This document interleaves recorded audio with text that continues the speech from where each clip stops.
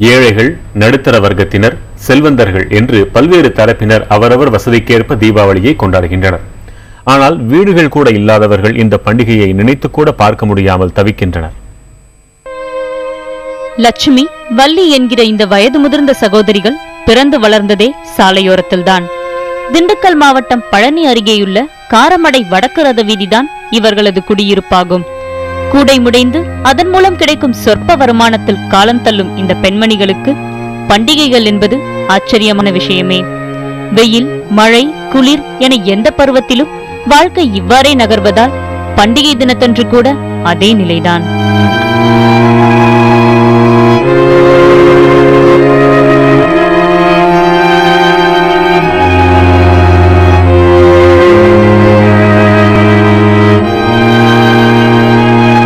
அந்த பகுதியில் வசிக்கும் மக்கள் கொடுக்கும் பழைய உணவுகளையும் உடைகளையும் நம்பியிருக்கும் தங்களுக்கு தீபாவளி பண்டிகை என்பது ஒளியில்லா நாளாகும் என கூறுகின்றனர் இவர்கள். தீபாவளி அக்கம் பக்கம்லாம் கொடுக்குறாங்க.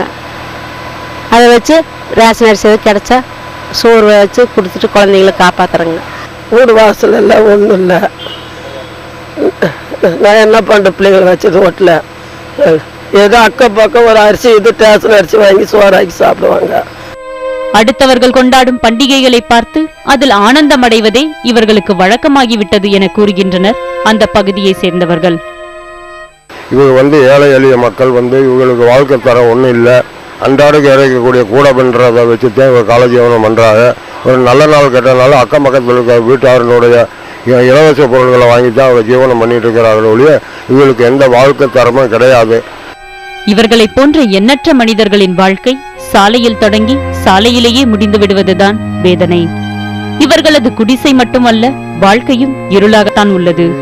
விடிவு காலம் யார் கையில் உள்ளது?